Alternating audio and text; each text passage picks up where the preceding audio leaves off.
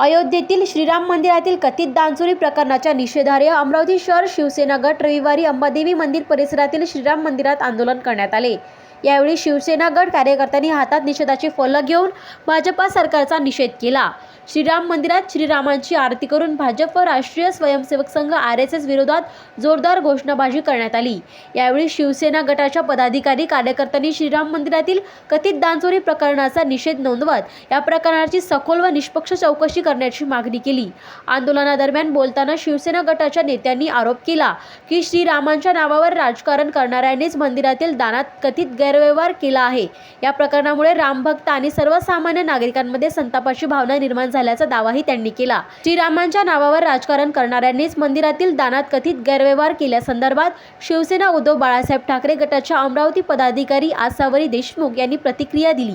सर्वप्रथम तर असं आहे, अतिशय लाजिरवाणी बाब आहे की या हिंदुस्थानमध्ये आमचं सर्वांचं जे आराध्य दैवत आहे हिंदुस्थानचं श्रीराम, त्या सत्याचं प्रतीक मर्यादा पुरुषोत्तम याच्या मंदिरामध्ये भारतीय जनता पार्टीचं जे सरकार आहे, ज्यांनी प्रभू श्रीरामाच्या नावावर मतं मागितली आणि स्वतःचं सरकार आणलं, अशा सरकारच्या काळामध्ये करोडो रुपयांची जर चोरी होत असेल तर ही अतिशय घृणास्पद बाब आहे। आणि यावरून हे सिद्ध झालेलं आहे की जरी या लोकांनी रामाच्या नावाने मतं मागितली तरी फक्त मुखामध्ये राम होतं, पण हृदयामध्ये यांच्या राम नाही। आणि त्रेतायुगामध्ये यांनी सीता मातेचं अपहरण केलं, ती साक्षात लक्ष्मी होती। आणि या कलियुगामध्ये आता यांनी जे दान दिले प्रभू श्री रामचंद्रांना, त्यांच्या अधिकाराचं दान देखील चोरलं। हे याचा आम्ही कडक निषेध करतो शिवसेना उद्धव बाळासाहेब ठाकरे पक्षाच्या वतीनं। तसेच आम्ही सर्वसामान्य नागरिक ज्यांनी प्रभू श्री रामचंद्रांच्या मंदिरामध्ये आमच्या यथाशक्ती यथासामर्थ्याप्रमाणे जे दान दिलं, फुल नाही फुलाची पाकळी, सर्व हिंदूंचं, हिंदुस्थानच्या लोकांचं दान याच्यामध्ये गेलेलं आहे। आणि या निर्लज्ज सरकारने, या मायावी सरकारने याच्याकडे दुर्लक्ष केलं।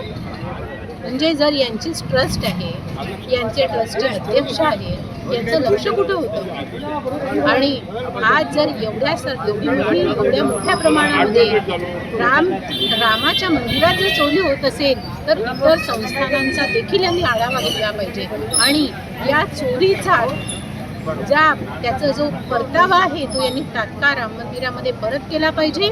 जे या संस्थेमध्ये लोक बसलेले आहेत, या संस्थेच्या लोकांना वेगळं केलं पाहिजे आणि सर्वसामान्य जनतेने या मायावी सरकारचा निषेध करून येणारे जे 2029चे इलेक्शन आहे त्या इलेक्शनमध्ये या मायावी सरकारला धडा शिकवला पाहिजे।